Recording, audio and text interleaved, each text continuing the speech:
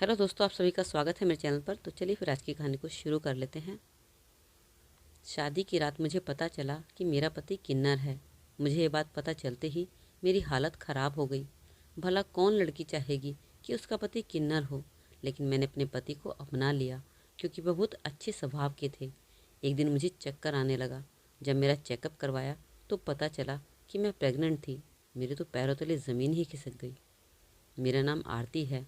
छोटी सी उम्र में ही शादी कर देनी और लड़के को नहीं बल्कि उसके धन को देखकर उसे लड़की दे देनी हमारे गांव की पुरानी परंपरा थी।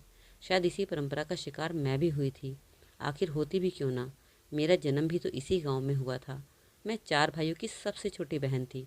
जब मेरी उम्र 15 साल की हुई तो मेरे लिए एक रिश्ता आया था जिसमें लड़के की उम्र मुझसे दुगनी थी। उसके पास ज़मीन जायदाद होने की वजह से घर वालों को वह मेरे लिए ठीक लगा। जब मुझे ये बात पता चली तो शायद मुझसे ज़्यादा दुखी कोई ना हुआ होगा, क्योंकि कौन भला ऐसे रिश्ते से खुश हो सकती है। और यह सिर्फ मेरे साथ ही नहीं हुआ था, यह गांव की सभी लड़कियों के साथ हुआ करता था। लेकिन शायद मेरी किस्मत ने मेरा साथ दिया और रिश्ता होने से पहले ही टूट गया, क्योंकि मेरे पापा के पास इतना पैसा ही नहीं था और न ही उनकी हैसियत थी, जिसकी वजह से ये रिश्ता नहीं हो पाया।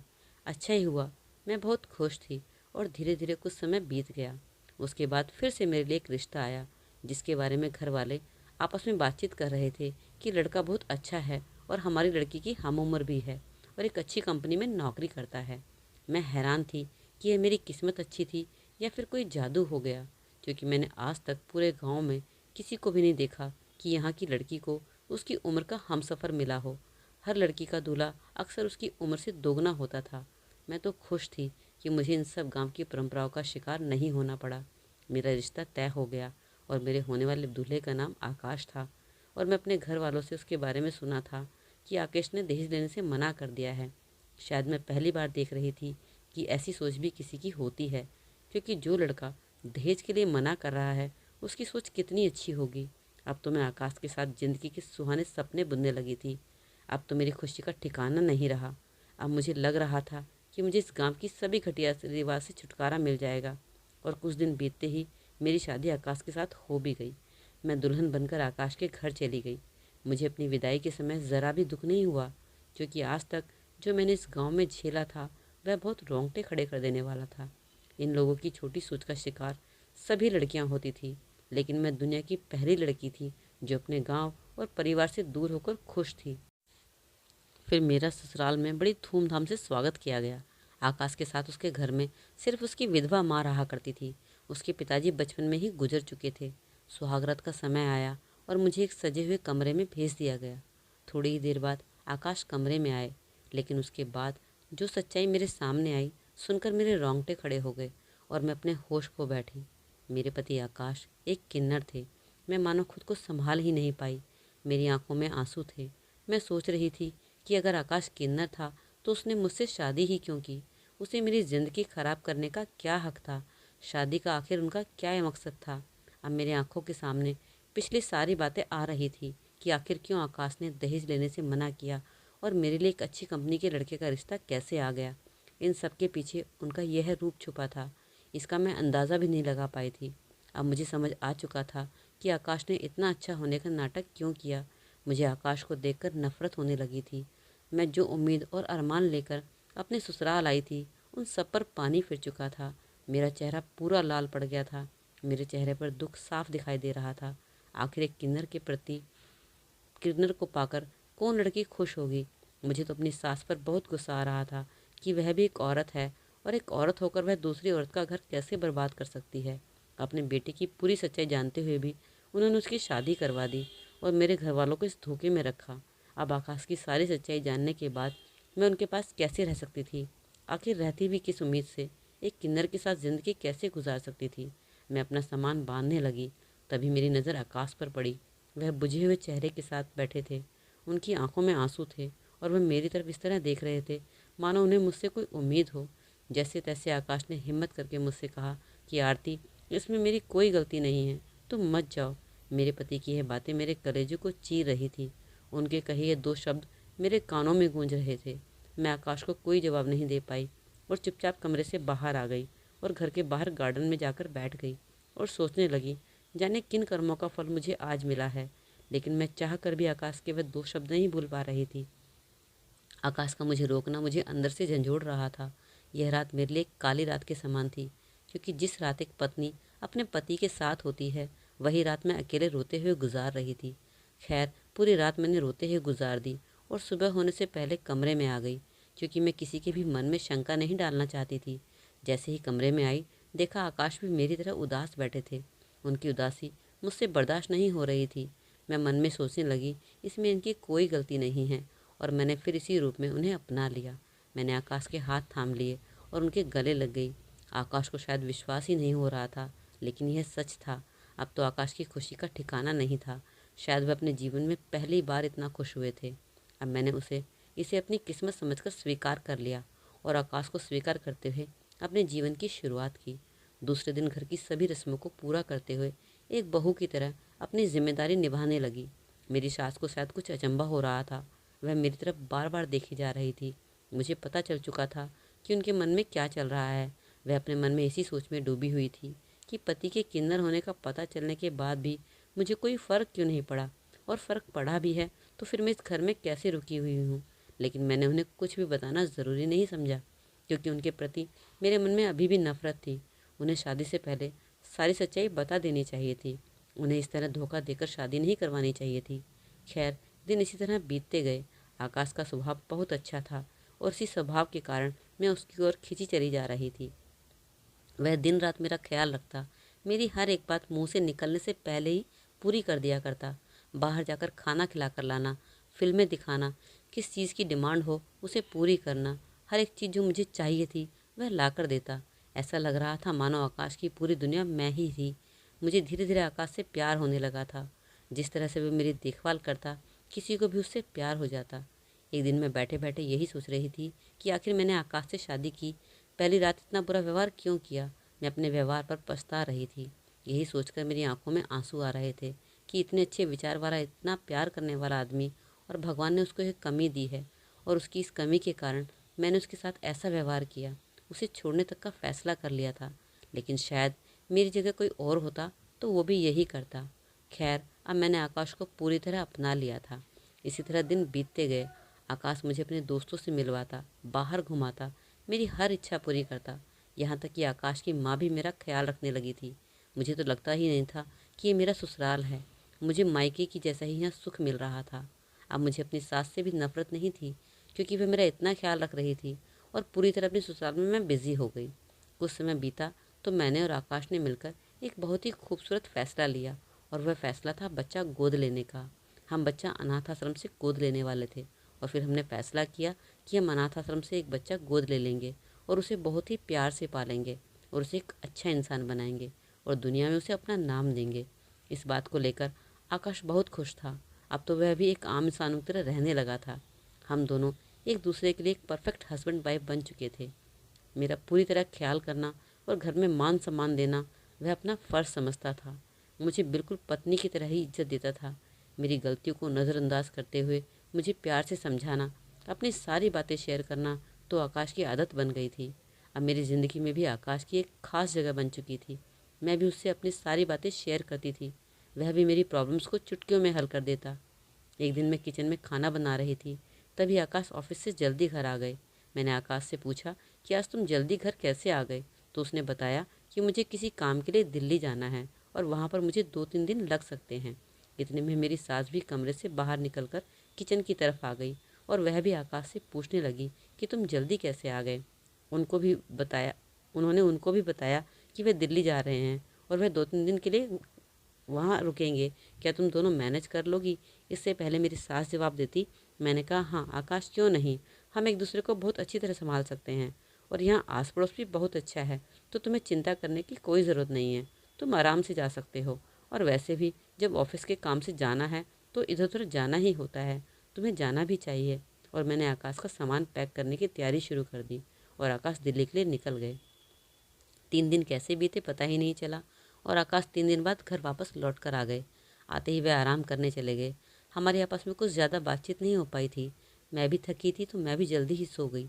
अगले दिन आकाश ने मुझे दिल्ली के बारे में सब कुछ बताया। वहाँ किससे मुलाकात हुई, कैसे उनके 3 दिन कटे, उन्होंने सब मुझे शेयर किया। रात को भी बातें करते करते ना जाने मुझे कब नींद आ गई थी पता ही नहीं चला। हमें पूरे परिवार को रात को दूध पी के सोने की आदत थी। मैं 3 गिलास दूध बनाती, 1 गिलास अपनी सास के कमरे में दे आती और 2 गिलास हम दोनों मिलकर पीते।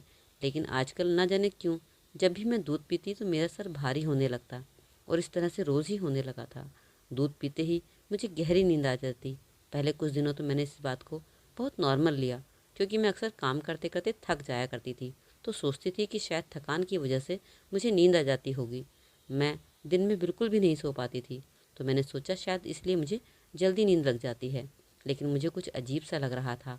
आकाश जब भी मेरे पास आते और अपने दिल की 4 बातें करने बैठते, मुझे जल्दी नींद आ जाती। मैं सोचती बेचारा मेरा पति थका हारा घर आता है और कुछ अपना मन हल्का करने की सोचता है, तो न जाने क्यों मुझे रात को इतनी तेज़ नींद आ जाती है। एक दिन मैंने उनसे कह ही दिया कि पता नहीं आजकल मेरे साथ क्या हो रहा है, मैं दूध पीती हूँ और बहुत जल्दी ही सो जाती हूँ। पता नहीं तुम मेरे बारे में क्या सोचते होगे। तो आकाश हंसने लगा और कहने लगा, अरे पगली, मैं कहाँ कुछ गलत समझ रहा हूँ। मुझे कोई ऐसी प्रॉब्लम नहीं है। तुम दिन भर काम करती हो तो नींद आ जाती होगी, इसमें कौन सी बड़ी बात है।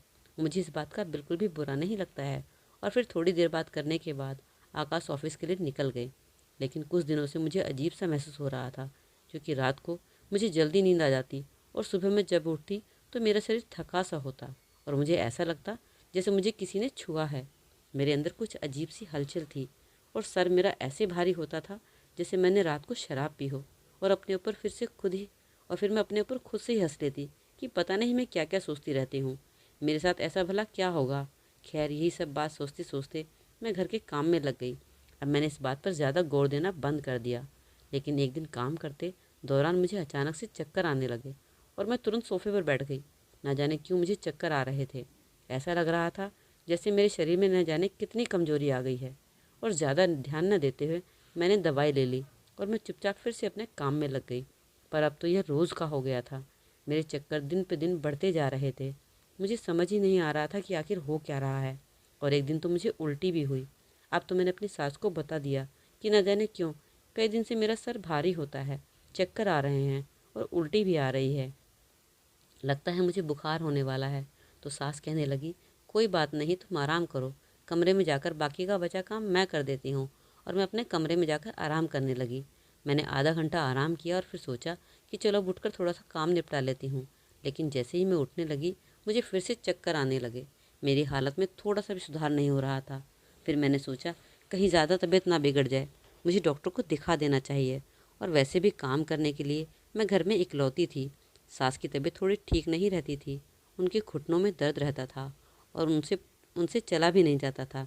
और मेरे हस्बैंड भी रोज़ सुबह ऑफिस जाते हैं। अगर मैं ज़्यादा बीमार हो गई तो सबको परेशानी हो जाएगी।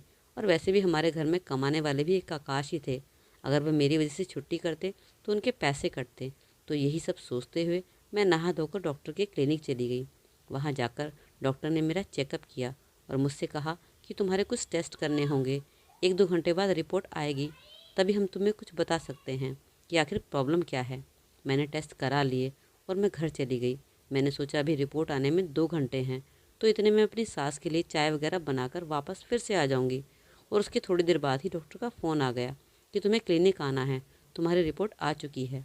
मैं अपनी रिपोर्ट लेने के लिए फिर से गई और डॉक्टर ने मुझे देखते ही एक हल्की सी मुस्कुराहट दी और कहने लगी, मुबारक हो, तुम माँ बनने वाली हो। यह सब सुनकर तो लगा जैसे मेरी पूरी दुनिया ही लुट गई। मेरे पैरों तले तो ज़मीन निकल गई, मेरे रोंगटे खड़े हो गए। आखिरकार डॉक्टर कह क्या रही थी मैं सुनकर हैरान थी। कोई शादीशुदा औरत होती तो इस बात को सुनते ही खुशी से फूली ना समाती, लेकिन मेरे लिए तो एक शराब था। यह खबर सुनते ही मेरे ऊपर दुखों का पहाड़ टूट पड़ा। डॉक्टर ने मेरी तरफ देखा और पूछने लगी, क्या हुआ तुम्हें, खुशी नहीं हुई है बात सुनकर। लेकिन मैं डॉक्टर को क्या बताती कि ऐसा होना संभव ही नहीं है। और फिर मैंने डॉक्टर को झूठी हंसी दिखाते हुए कहा कि ऐसी कोई बात नहीं है, मुझे लेट हो रहा है, मैं अपने घर चलती हूँ। और मैं अपने घर के लिए निकल गई। पूरे रास्ते मेरा सर चकरा रहा था। मुझे समझ नहीं आ रहा था कि आखिर ये सब बात अब मैं सबको कैसे बताऊंगी। मैं घबरा रही थी कि ये सब कैसे हो गया। आकाश तो एक किन्नर थे और मैं माँ कैसे बन सकती थी। आज तक मैंने किसी पराये मर्द को आंख उठा के भी नहीं देखा था, तो ये सब कैसे हो गया। मैं लड़खड़ाते हुए कदमों से आगे बढ़ रही थी। मेरा एक भी कदम आगे नहीं बढ़ रहा था। मेरा पूरा शरीर पसीना पसीना हो रहा था। मेरी आंखों में आंसू थे। मेरे मन में यही ख्याल आ रहा था कि ना जाने यह सुनकर घरवाले क्या सोचेंगे, मेरे चरित्र पर उंगली उठाएंगे। सबको पता है कि आकाश किन्नर है और मैं अपने घर वालों को क्या मुँह दिखाऊंगी। मेरे प्रति सबके मन में विश्वास था, सभी मुझसे बहुत प्यार करते थे और मेरा ख्याल भी रखते थे। ना जाने उनके विश्वास को क्या ठेस लगेगी और यह सब कुछ मुझसे अब छिन जाने वाला है, और वह भी मेरी बिना किसी गलती के। मैं सबको कैसे बताऊंगी? मुझे समझ ही नहीं आ रहा था कि मैं अपने दिल की बात किससे करूं। तो फिर मुझे ख्याल आया, क्यों ना मैं आकाश को सारी बात बता दूं। शादी के पहले दिन से वह मुझे समझता आया है और मेरी हर परेशानी को उसने हल किया है। लेकिन यही सोचते हुए मेरे कदम फिर से रुक जाते। मैंने सोचा कि ऐसा कौन सा पति है जो यह जानते हुए भी कि वह किन्नर है, उसकी पत्नी गर्भवती है, वह बिना छुए, वो भी बिना छुए, तो उसके दिल पर क्या बीतेगी और वह मेरा साथ क्यों देगा? यह तो उसके साथ विश्वासघात होगा। मैंने अपने आंसू पहुँचे और घर की तरफ तेज़ी से कदम बढ़ाने लगी। मैं घर में घुसते ही सीधा अपने कमरे में जाने लगी। मेरे आने की आहट सुनकर मेरी सास मेरे कमरे में आई। मैंने तुरंत अपने आप को संभाला और नॉर्मल किया, जैसे कुछ हुआ ही नहीं। मेरी सास मुझसे पूछने लगी, क्या हुआ बहू, तुम रिपोर्ट ले आई क्या? क्या निकला रिपोर्ट में और क्या कहा डॉक्टर ने? डॉक्टर ने कोई बड़ी दिक्कत तो नहीं बताई? मैंने कहा, नहीं माँ जी, कोई दिक्कत नहीं है, बस थोड़ा सा बुखार है और थोड़ी सी कमज़ोरी है। डॉक्टर ने कहा है आराम करोगी तो ठीक हो जाओगी। तो सास ने कहा कि अच्छी बात है, कोई दिक्कत नहीं है, तुम 2-3 दिन आराम करो, कोई काम करने की ज़रूरत नहीं है। और आकाश को फ़ोन करके कह दो वह तुम्हारे लिए कुछ ताज़े फल लेकर आएगा, जिससे तुम्हारी कमज़ोरी दूर हो जाए, और रोज़ ही तुम दूध लिया करो। मैं तो अपने मन में सोच रही थी कि जिस बहू के लिए वे इतना ख्याल रख रहे हैं, जिसके लिए वे इतनी परवाह कर रही है, उस बहू ने उनका नाम डुबो दिया है। मुझे तो कुछ समझ ही नहीं आ रहा था आखिर ये बच्चा किसका है और ये सब कैसे हो गया। लेकिन मुझे अपने आप पर पूरा विश्वास था कि मैंने अब तक कोई ऐसा गलत काम नहीं किया है, पर फिर भी न जाने ये सब कैसे हो गया। मैं इसी कश्मकश में थी। मैंने अपने दिमाग पर जोर डाला तो मुझे पिछली सारी बातें याद आई जो कुछ दिनों से मेरे साथ हो रही थी। वह मेरा सुबह जल्दी उठ जाना और रात को जल्दी सो जाना, सर भारी होना और सुबह थकावट होना, और लगता जैसे मुझे किसी ने छुआ है। कुछ तो था जो मेरी समझ से बाहर था। मुझे ऐसा लग रहा था कि ज़रूर मेरे साथ किसी ने कुछ गलत किया है। मैंने सोचा क्यों ना मैं इस बारे में अपनी सास से बात करूं। मैं उठी और उनके कमरे में जाने लगी, लेकिन तभी मुझे अचानक याद आया कि उनकी तबीयत पहले ही इतनी ख़राब रहती है। अगर उन्हें यह सब पता चलेगा तो न जाने तबीयत ज़्यादा ना बिगड़ जाए, और कहीं उन्हें कुछ हो गया तो मेरी और मुसीबत आ जाएगी। इसलिए मैंने उन्हें कुछ भी बताना ज़रूरी नहीं समझा, और ना ही मैंने आकाश से इस बारे में बात करने का सोचा। और फिर मैंने अपने मन में सोचा कि आखिर कुछ तो गड़बड़ है, क्यों मुझे इतनी नींद आने लगी है। पहले मैं कभी इस तरह से दिन में नहीं सोई थी, चाहे मैं कितना भी थक जाऊं। मैंने सोच लिया था मुझे जानना है कि आखिर मेरे साथ हो क्या रहा है।